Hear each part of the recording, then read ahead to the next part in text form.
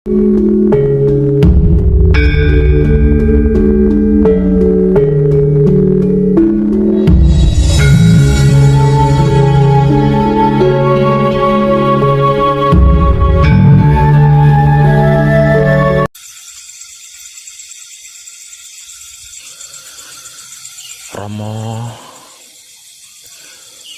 nyuwun pangestu lan pengayoman kanthi teguh rahayu slamet. Dia dan engkau bukanlah aku, namun engkau dan dia sama bagiku, sama-sama hidup beserta aku. Satu di kiri, satu di kanan, masing-masing melakukan tugas dan kewajiban selagi hayat masih dikandung badan. Engkau yang selalu kekurangan berdampingan dengan dia yang berlebihan, dengan aku sebagai perantara untuk cukup dan mencukupi. Engkau adalah tangan kiriku dan dia adalah tangan kananku.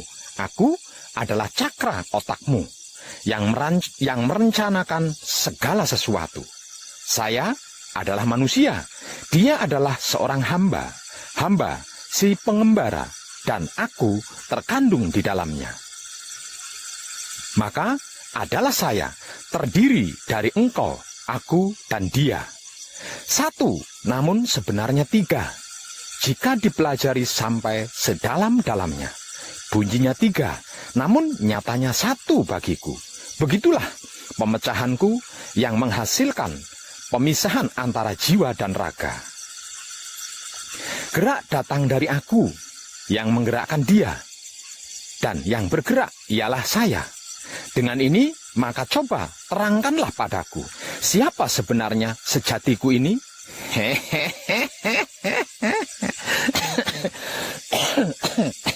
Edan tenan. Coba perhatikan ini. Aku bertahta atau bersinggasana di dalam Baitul Makmur atau cakra otak yang berada di dalam kepala Adam. Di dalam kepala ada otak atau ubun-ubun. Di dalam ubun-ubun ada manik. Di dalam manik ada budi. Di dalam budi ada nafsu. Di dalam nafsu ada sukma. Di dalam sukma ada rasa. Di dalam rasa ada aku. Berarti Roh Suci atau Roh Kudus atau hidup atau esensi Dat Maha Suci hidup bertahta atau bersinggasana di dalam dasar otak setiap manusia hidup, bergelar sejatine satrio.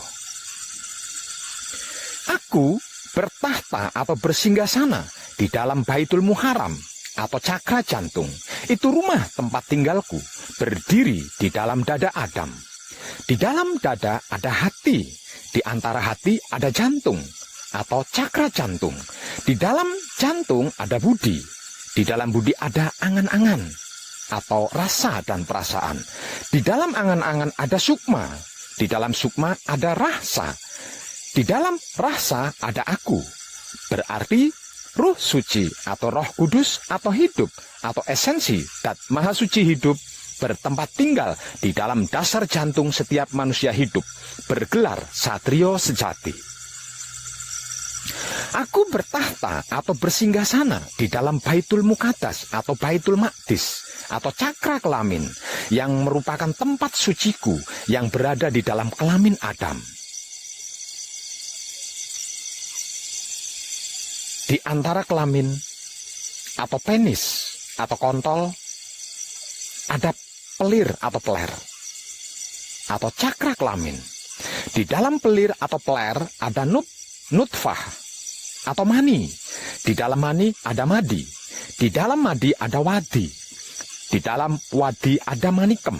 Di dalam manikem ada rasa. Di dalam rasa ada aku.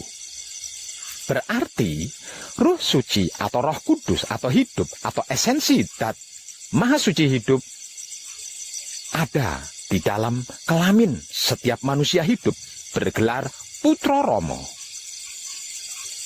Sesungguhnya Seluruh sukma atau anasir, termasuk anasirnya hewan dan tumbuhan, itu berasal dari cahaya atau Nur Muhammad, atau Ruh Suci, atau Ruh Kudus, atau hidup. Aku berasal dari Nur atau cahaya, Maha Suci hidup, dan semua yang ada di alam semesta ini berasal dari cahayaku. Aku adalah bapak dari segala sukma atau anasir, dan bapakku adalah Dat, Maha Suci hidup. Sukma atau anasir adalah merupakan pembatas daripada al-haq, seperti halnya jasad atau raga yang merupakan pembatas daripada hidup dan maha hidup. Dengan ini berarti sesungguhnya seluruh apapun di dunia ini adalah pakaian daripada ruh. Seperti halnya cahaya matahari. Mataharinya satu, akan tetapi cahayanya memasuki setiap jendela serta menerangi setiap ruangan. Sebenarnya ruh tidak masuk ke dalam raga, akan tetapi seperti penunggang kuda, dan raga adalah kuda. Gerakan ruh dan raga adalah seperti gerakan dari tangan dan anak kunci, terjadi serempak, seperti gerakan kereta kencana yang ditarik 4 ekor kuda dengan 1 kusir, juga terjadi serempak. Di dalam rasa ada aku, berarti aku adalah Ruh Suci atau Ruh Kudus atau hidup atau esensi Dat Maha Suci hidup yang menciptakan sir di dalam otak. Kemudian sir menggerakkan jantung, jantung menggerakkan hati, hati menggerakkan kelamin, kelamin menggerakkan tubuh atau jasad. Urut-urutannya seperti ini: hidup, otak, hati, kelamin, tubuh atau wujud, atau ruh, sir, dat, sifat, jasad, atau rasa, rasa, krasa, rumangsa, ngerasa ake, jadi. Romo, ketika tangan melempar sesuatu, bukan tangan yang melempar sesuatu itu, melainkan aku, ya Ruh Suci atau Ruh Kudus atau hidup atau esensi Dat Maha Suci hidup. Sesungguhnya Ruh Suci atau hidup adalah urusan Maha Suci hidup. Arti maksudnya Ruh Suci atau hidup manusia serta segala macam ruh atau hidup lainnya adalah merupakan rahasia Dat Maha Suci hidup. Ketika di alam arwah atau alam sukma, ruh manusia bersama para ruh lainnya, termasuk ruh para malaikat atau para dewa-dewi, bisa berkomunikasi langsung dengan Dat Maha Suci hidup setiap saatnya. Sebagaimana pada awalnya kejadian ruh yang berikrar kepada Maha Suci hidup, tak kala Maha Suci hidup bertanya kepada para ruh tersebut, "Bukankah aku adalah Tuhanmu?" Kemudian para ruh menjawab, "Benar, kami bersaksi ya Tuhanku." Hal ini membuktikan bahwa seluruh ruh bisa berkomunikasi dengan Dat Maha Suci hidup. Kutiupkan ruhku kepada jasad. Kemudian ruh masuk ke dalam jasad sambil membawa amanah dari Maha Suci hidup. Apakah amanah itu? Tak lain dan tak bukan adalah tugas untuk hidup di dunia seperti apa dan sebagai apa. Sesungguhnya telah kami tawarkan amanah kepada langit, bumi, dan gunung-gunung. Akan tetapi mereka semua enggan memikulnya karena takut mengkhianatinya. Namun manusia bersedia memikulnya karena manusia sungguh zalim dan bodoh. Romo, karena dunia merupakan tempat pembelajaran bagi ruh, maka ruh diturunkan ke dunia dengan tugas sebagai apa dan peran apa di kehidupan dunia ini.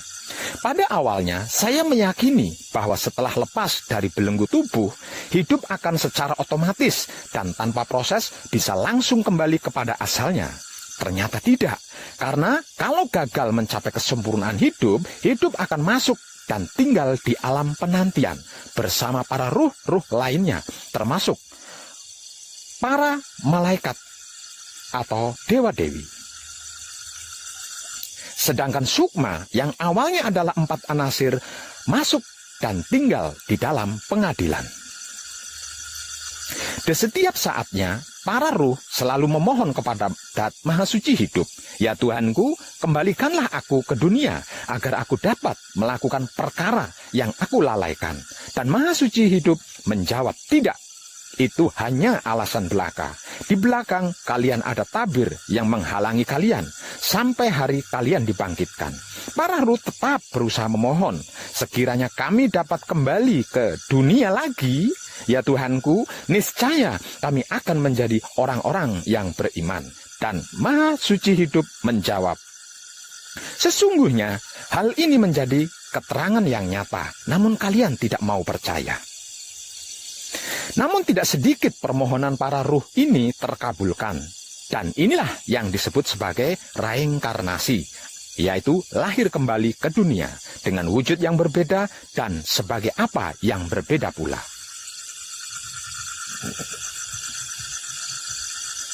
Akan tetapi, tidak sedikit pula para ruh yang bereinkarnasi ini masih melakukan pengingkaran dan tetap mengulang pengkhianatannya kepada Dat Maha Suci Hidup. Namun, Maha Suci Hidup tetap adil lagi bijaksana. Artinya, jika layak untuk direinkarnasikan, ada saja yang diberi kesempatan untuk lahir kembali ke dunia ini.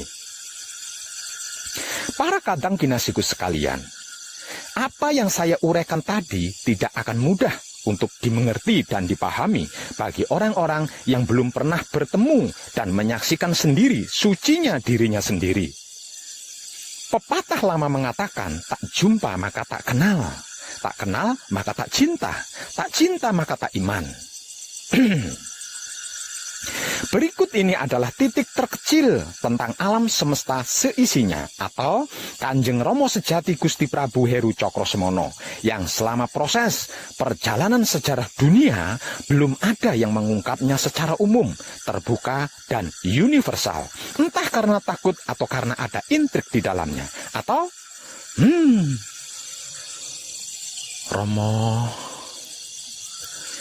cinta kepada Dat Maha Suci Hidup semata, dan cinta kasih sayang yang sesungguhnya adalah rahasia Dat Maha Suci Hidup itu sendiri. Sebab cinta kasih sayang adalah gerak-gerik Ruh Suci atau Roh Kudus atau hidup atau esensi Dat Maha Suci Hidup. Karenanya dibutuhkan kesadaran rasa untuk itu. Bagaimana cara dan teknik serta metodenya agar supaya kita bisa mengenal Maha Suci Hidup? Di manakah ia? Kemana kita harus mencarinya? Apakah harus ke Mekah? Ataukah India? Atau ke negeri Cina? Apakah demikian jauhnya Dat Maha Suci Hidup itu berada? Apakah kita tidak tersesat nantinya jika jarak tempuhnya sejauh itu?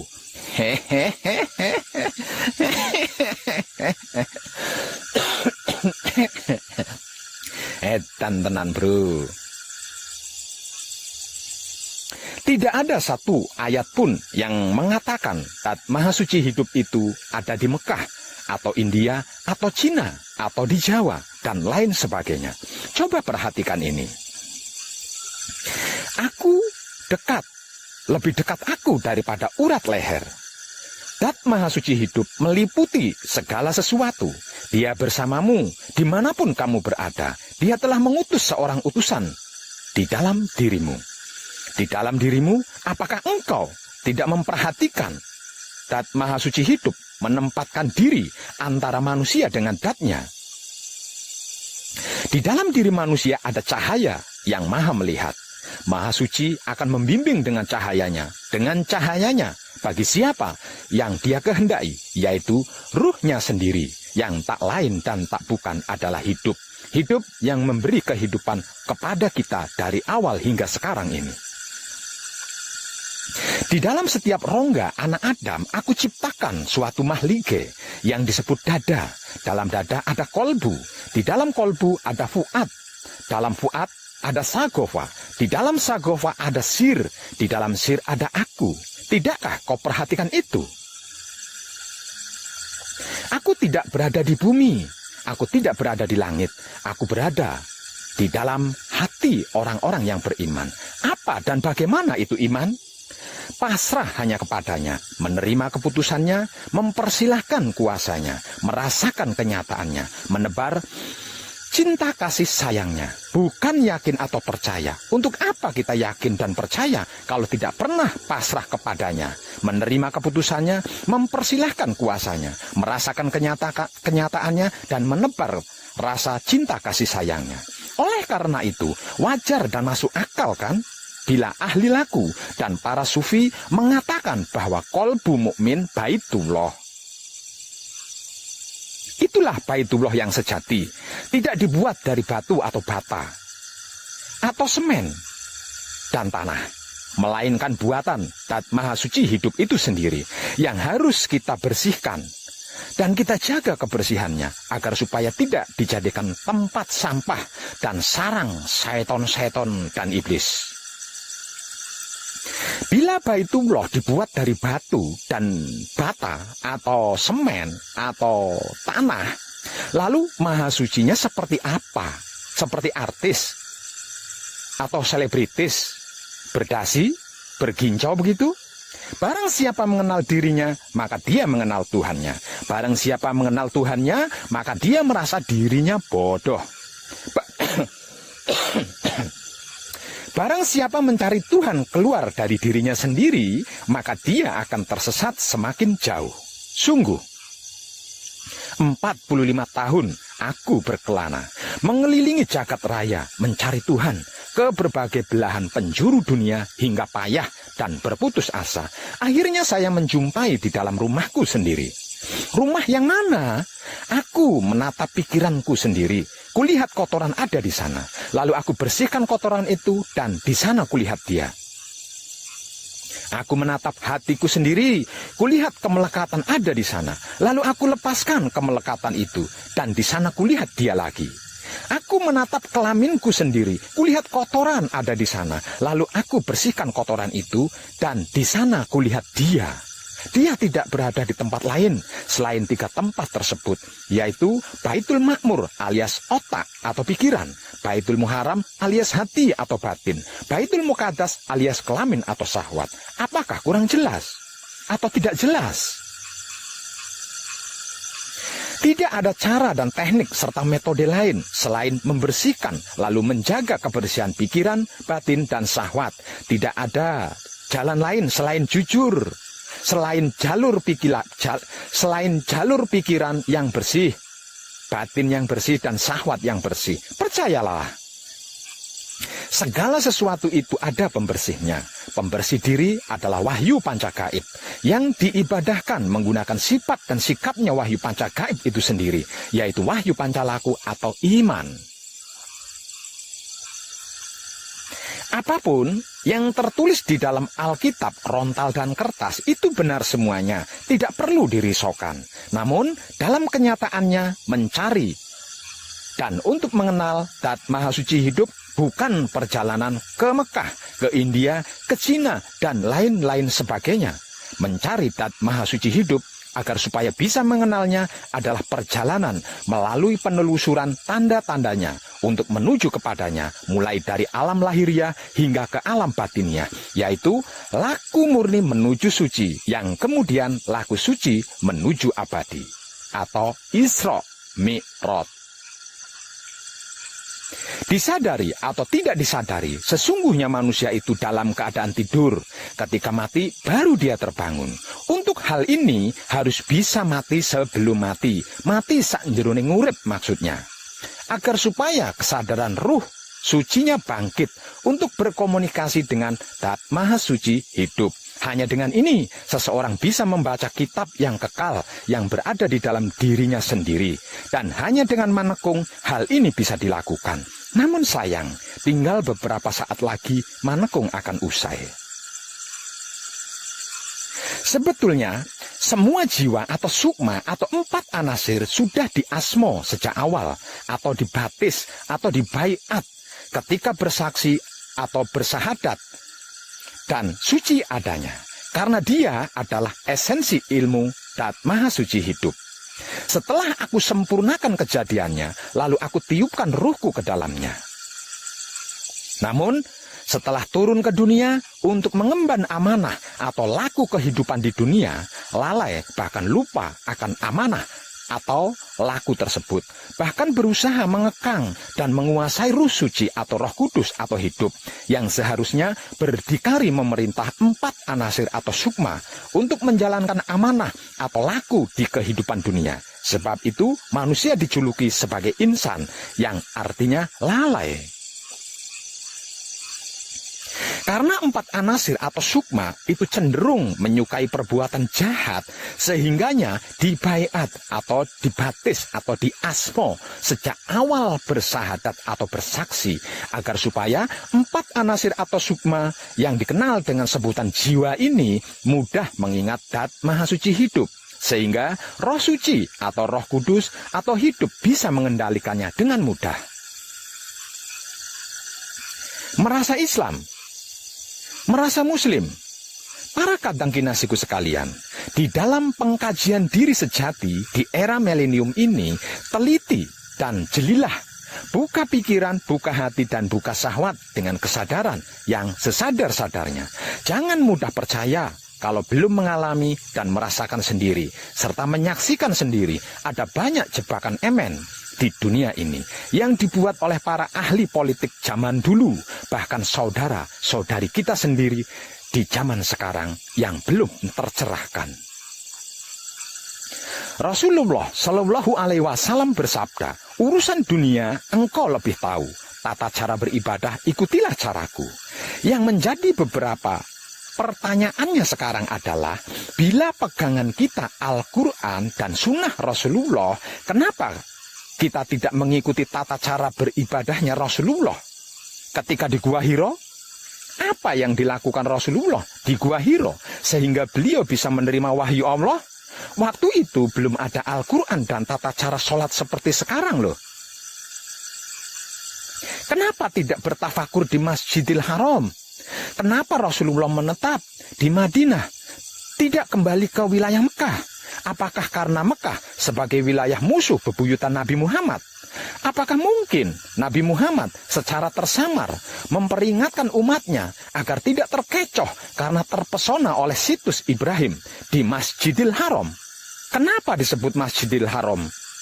Apakah ada kaitannya dengan surat At-Taubah ayat 107 dan 108? Dan ada yang mendirikan masjid untuk menimbulkan bencana, untuk kekafiran, dan untuk memecah belah di antara orang-orang yang beriman, serta untuk menunggu kedatangan orang-orang yang telah memerangi Allah dan Rasul-Nya sejak dahulu.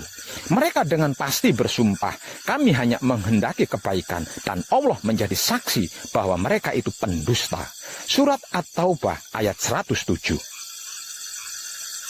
Jangan engkau melaksanakan sholat dalam masjid itu selama-lamanya.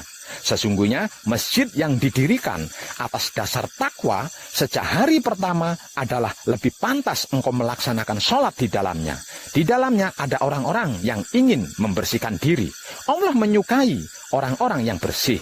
Surat At-Taubah ayat 108. Bila kita bersedia membaca catatan kaki Al-Quran dan terjemahannya di Departemen Agama Republik Indonesia, bahwa yang dimaksud dengan orang-orang yang telah memerangi Allah dan Rasul-Nya sejak dahulu, yang dimaksud dalam surat At-Taubah ayat 107 adalah seorang pendeta Nasrani yang bernama Abu Amir, yang ketika itu sedang membawa tentara Romawi dari Syria. Orang Arab jahiliyah menunggu mereka di masjid yang mereka dirikan, namun ternyata Abu Amir mati di Syria. Dia tidak jadi datang, sehingga tidak jadi perang. Sedangkan di dalam surat At-Taubah dikatakan telah memerangi Allah dan Rasul-Nya seperti telah terjadi perang.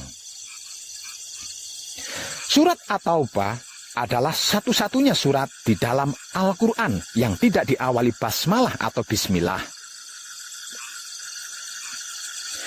Surat At-Taubah menceritakan kemusyrikan dan kemunafikan orang-orang Arab jahiliyah, bukan mengisahkan perang dengan kaum Nasrani. Para pendeta Nasrani di Madinah sudah beriman kepada Allah dan mengakui kerasulan Muhammad Sallallahu Alaihi Wasallam. Di kota Madinah pada zaman itu, golongan Yahudi, Nasrani, dan golongan Islam hidup berdampingan. Madinah artinya madani, mapan. Apakah mungkin pendeta Nasrani Abu Amir yang sudah beriman kepada Allah mau bersekutu dengan golongan penyembah berhala? Pada zaman jahiliyah, konon kabarnya bangunan utama di kota Mekah adalah Masjidil Haram. Bangunan serbaguna selain untuk kegiatan ibadah juga dipergunakan untuk kegiatan lain seperti untuk berkumpul, untuk bertransaksi, bisnis, dan lain sebagainya. Konon sejarahnya, sewaktu perang Badar, Masjidil Haram itu dipergunakan oleh kaum musyrikin untuk menghimpun kekuatan serta dipergunakan untuk menunggu pasukan yang memerangi Allah dan Rasul-Nya. Pertanyaan berikutnya,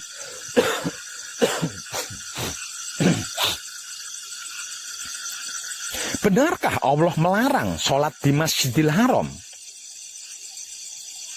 Seandainya benar Allah melarang sholat di Masjidil Haram, ini luar biasa, bro. Karena berarti selama ini umat Islam terkecoh. Edan tenan. Romo. Para kadang kinasiku sekalian, coba renungkan ini. Seandainya saya sebagai ustadz atau kiai, seandainya saya sebagai guru atau seorang pembimbing, lalu saya mengajarkan hal yang salah, kemudian digugu, atau dipercaya, diyakini, atau ditaati, dan ditiru, maka kesalahan itu akan terus berlanjut dari generasi pertama ke generasi berikutnya. Lalu pertanyaannya, bagaimana dengan dosanya saya? Katakanlah, bagaimana pendapatmu jika itu datang dari sisi Allah, kemudian kamu mengingkarinya? Siapakah yang lebih sesat daripada orang yang selalu berada dalam penyimpangan yang jauh? Maka siapakah yang lebih jahat dari orang-orang yang mendustakan ayat-ayat Allah dan berpaling daripadanya? Akan kami beri ganjaran pada mereka yang berpaling dari ayat-ayat kami dengan seburuk-buruknya siksaan. Begitulah Allah berfirman di dalam Al-Quran. Ngeri banget ya. Seandainya benar Allah melarang sholat di Masjidil Haram, jangan-jangan Allah akan membuktikan kebenaran Al-Quran melalui azab yang pedih, musibah, wabah, pertumpahan darah, dan bencana alam. Dan sepertinya ini sudah terjadi. Rasulullah Shallallahu Alaihi Wasallam bersabda, tuntutlah ilmu sampai ke negeri Cina. Pertanyaannya, kenapa dan mengapa Rasulullah menganjurkan belajar ke negeri Cina, tidak menganjurkan belajar ke Mekah? Ada pelajaran apa di Cina? Apakah Cina lebih banyak ilmunya? Tenan. Timur dan barat adalah milik Allah. Kemanapun kau menghadap, di sanalah wajah Allah. Begitulah surat Al-Baqarah ayat 115 di dalam Al-Quran menjelaskan. Kenapa diharuskan hanya menghadap ke barat? Kalau tidak, dianggap kafir, musyrik, syirik. Sedangkan ayatnya berkata begitu. Ada apa ini? Mengapa selama ini kita tidak pernah berpikir hingga ke hal pertanyaan ini? Apa karena kebodohan kita? Atau karena takut, lalu terpaksa diam? Atau ego, pamrih arogan kitalah yang senantiasa menghadapkan wajah kita ke barat dan melupakan wajah timur, utara, dan selatan. Sehingganya pikiran, hati, dan syahwat kita buta, tidak pernah melihat cahaya yang terbit dari timur. Ataukah mungkin karena Rasulullah sangat arif ya, sehingga bisa memprediksi bahwa sepeninggalan beliau akan muncul kembali kemusyrikan-kemusyrikan di Mekah yang kemudian meluas hingga ke Jawa Dwipa. Lupa atau memang tidak tahukah sabda Rasulullah bahwa kelak sepeninggalan beliau umat Islam pun akan terpecah belah menjadi sekian, sekian, sekian, sekian, sekian.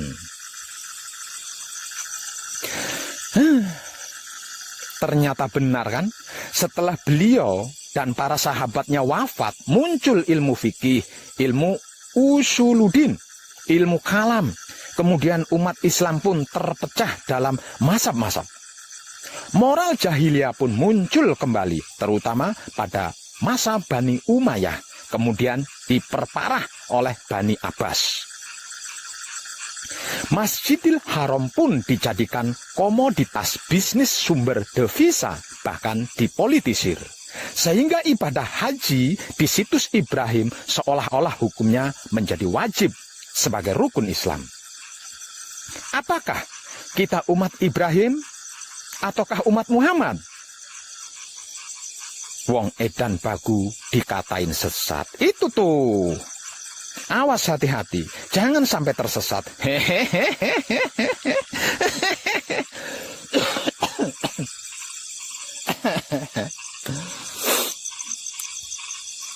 Edan tenan.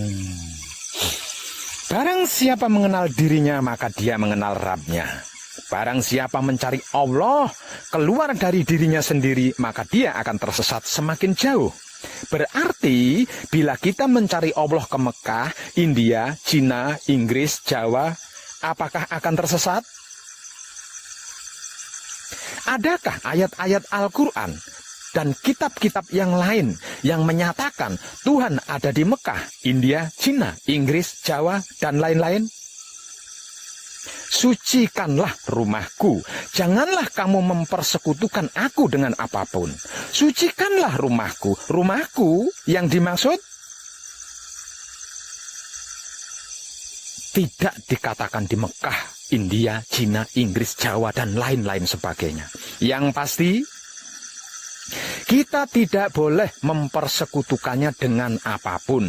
Dan yang jelas, aku bertahta di dalam Baitul Ma'mur yang berada di dalam kepala Adam. Aku bertahta di dalam Baitul Muharram. Itu rumah tempatku berdiri di dalam dada Adam. Aku bertahta di dalam Baitul Muqaddas atau Maqdis yang merupakan tempat suciku yang berada di dalam kelamin Adam. Apakah ini kurang jelas atau tidak jelas? Bila Baitullah atau rumah Tuhan dibuat dari batu atau bata atau beton atau semen atau tanah, lalu Allahnya seperti apa? Lagi pula, apakah ini tidak mempersekutukan Allah? Apakah ini tidak musyrik? Allah menciptakan jin dan manusia agar beribadah hanya kepadanya. Dan khusus untuk yang disebut manusia, aku ciptakan manusia dengan cara yang sempurna. Karena penciptaannya sempurna, berarti bahan dasarnya juga pasti sempurna kan? Yaitu Dat yang maha sempurna. Setelah aku sempurnakan kejadiannya, aku tiupkan ruhku ke dalamnya. Berarti Dat Allah bersemayam di dalam setiap ciptaannya, terutama di dalam diri manusia, baik mata belo maupun mata sipit, hidung mancung maupun pesek, kulit hitam, putih, coklat maupun kuning atau abu-abu sekalipun. Tidakkah terpikirkan hal ini oleh kita selama ini? Katanya kita cerdas. Kalau dibilang dungu, goblok, bodoh, tidak mau, marah. Maunya dikatain super cerdas. Kecerdasan pikiran kita tidak sampai di kebagian ini. Lalu apa gunanya? Apa manfaatnya? Para kadang kinasiku sekalian, Dat Allah bisa berada di dalam semua makhluk ciptaannya. Misalnya di dalam bunga yang berwarna-warni, sehingga tampak indah. Dat ilahiyah menjadi tersembunyi di dalam semua makhluk ciptaannya, seperti halnya biji gandum. Setelah menjadi roti, biji gandumnya tidak tampak lagi, namun dat gandumnya tetap ada tersembunyi di dalam roti. Iya apa iya, hayo? Di sisi lain, Dat Allah meliputi segala sesuatu. Berarti alam semesta termasuk planet bumi kita ini, tempat kita berada ini, ada di dalam jubah Allah. Kita semua tenggelam atau bakok dalam Tuhan. Bila jubah Allah itu bulat seperti bola, maka kita semuanya seperti berada di dalam bola. Yang kemanapun kita menghadap, baik ke kiri, ke kanan, ke atas maupun ke bawah, di sanalah wajah Allah. Dia ada di mana-mana, namun dalam keesaannya, dia tidak kemana-mana. Percayalah. Di dalam setiap rongga dada anak Adam, aku ciptakan suatu mahlike yang disebut dada. Dalam dada ada kolbu, dalam kolbu ada fuad, dalam fuad ada sagofa, dalam sagofa ada sir, di dalam sir ada aku, tempat aku menyimpan rahasia. Aku tidak ada di bumi, aku tidak ada di langit, tapi aku berada di dalam kolbu mukmin yang benar. Iqra kitab bako, kafa binapsika al-yauma alaika hasbi. Bacalah kitab yang kekal, saudara-saudariku, yang senantiasa dimuliakan Allah. Bacalah kitab yang kekal yang berada di dalam diri kalian sendiri, agar terbuka seluruh hisab. Allahu batinul insan, al-insanu dohirullah. Allah itu batinnya manusia. Manusia adalah wujud realitasnya Allah. Al-insanu siri wa ana siruhu. Rahasia kalian adalah rahasiaku. Laya firalahu goirullah. Yang mengenal Allah hanya Allah. Arabtu robbi birobbi. Aku mengenal Tuhan melalui Tuhan. Romo ma'araf naka hakko ma'rifataka. Aku tidak mengenal engkau kecuali sampai sebatas pengetahuan yang engkau perintahkan. Man arofa nafsahu fakot arofa robbahu. Barang siapa mengenal dirinya, maka dia mengenal Tuhannya. Man arofa robbahu fakot jahilan nafsahu. Barang siapa mengenal Tuhannya, maka dia merasa dirinya bodoh. Man tolabal maolana bigoiri nafsi fakot dolalan baita. Barang siapa mencari Tuhan keluar dari dirinya, maka dia akan tersesat semakin jauh. Kenapa? Kenapa dan mengapa kita tidak mau peduli akan ayat-ayat tersebut? Kenapa? Kenapa dan mengapa? Pak Web, benarkah yang Pak Web informasikan bahwa kita bisa bertatap muka secara langsung dengan Allah dan manunggal abadi secara sempurna dengannya? Kalau kurang yakin dengan informasi dari saya Web, mari kita lihat surat Al-Baqarah ayat 1 yang berbunyi Alif Lam Mim. Mengapa? Mengapa ayat ini kok dibaca? Mengapa ayat ini kok tidak dibaca alam atau alim? Kenapa harus dipisah sehingga berbunyi alif lam mim? Percayalah, hanya Allah yang mengetahui arti maksudnya. Yang mengetahui Allah hanya Allah. Huruf alif adalah milik Allah, jadi hanya Allah yang tahu. Huruf lam adalah milik Rasul atau utusan, yaitu ruh Allah, yang tak lain dan tak bukan adalah hidup. Maka untuk bisa mengetahui arti maksudnya lam, kita harus mengenal hidup dulu. Dan huruf mim adalah milik Muhammad sebagai insan, manusia maksudnya. Antara alif dan mim ada lam. Antara Allah dan manusia ada apa? Ayo. Romo, ada sir kadangku, ada kesadaran rasa cinta kasih sayang maksudnya. Dan kesadaran rasa cinta kasih sayang itu adalah gerak-geriknya hidup. Hidup itu ruh atau datnya Allah yang diutus tinggal di dalam setiap kedirian makhluk. Sir, dalam hal ini berperan sebagai utusan, sebagai pembawa berita, sebagai naluri, sebagai insting atau generator, dan bisa juga sebagai mikroprosesor, penerima dan pengelola data. Setelah sir ada dat, ada ruh Tuhan atau hidup. Setelah dat ada sifat. Arti maksudnya, Tidak ada satu makhluk pun yang dapat bercakap-cakap dengan Allah kecuali dengan Rasul atau utusannya, yaitu ruhnya sendiri yang tak lain dan tak bukan adalah hidup yang seumur hidup menggerak dan menggerikkan kita. Sungguh, aku tidak mengenal doa seorang hamba jika tidak melalui Rasulku. Petunjuk Allah itu melalui sir dan sifat, arti maksudnya melalui kesadaran rasa cinta kasih sayang. Sir, arti maksudnya adalah kesadaran. Dat, arti maksudnya adalah rasa. Sifat, arti maksudnya adalah cinta kasih sayang. Jadi, sir dan sifat itu adalah kesadaran rasa cinta kasih sayang. Kesadaran rasa cinta kasih sayang inilah gerak-gerik hidup yang menggerakkan tubuh dan menggerikkan pikiran hati syahwat kita selama hidup ini.